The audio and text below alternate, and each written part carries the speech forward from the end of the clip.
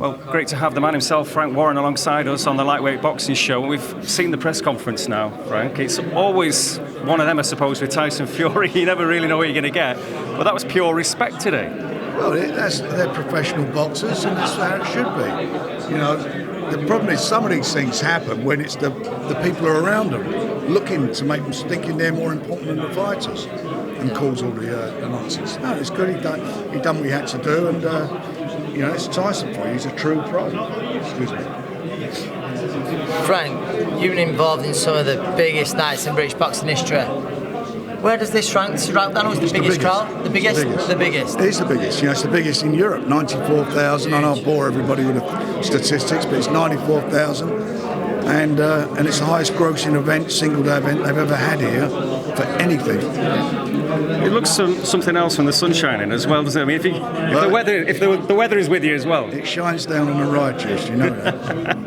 And what about the fight itself? You say it's the biggest in Europe. It's the biggest ever in terms of British heavyweight boxing. Two Brits going head to head. Again, you know, everyone's talking about how it's going to pan out. You're not going to give us exactly what you think, but do you really think it's going to be the fight you said it would be in the press conference today? I just don't see. It's not, you know, my opinion. Listen, I've got it wrong in the past, but my opinion is I can't see Dillian outboxing him. So he's got to take the fight to him. He's got to back him up. He's got to get under his jab. The problem is he's dealing with a guy who's a bit of an enigma as far as boxing concerned. You know, Tyson's one fighter. He can fight going backwards, forwards, sideways. He's got a great boxing brain. But when you've got two big guys in there like that, and Dillian does carry power, anything can happen.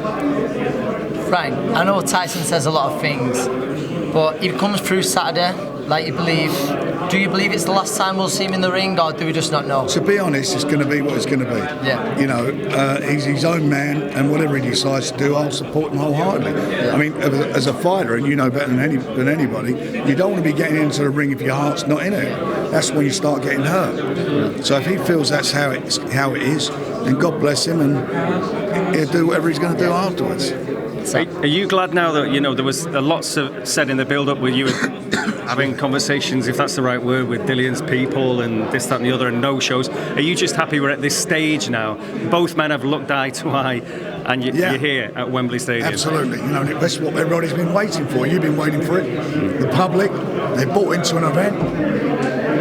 You guys have got to have somebody to talk to. You've got something to talk about. And if you're not getting the other side of the story, then it's not good. And he does himself a disservice. You know, he did that interview on BT, and he came across and he was talking about himself, where he's come from, and that's what the public wants to know.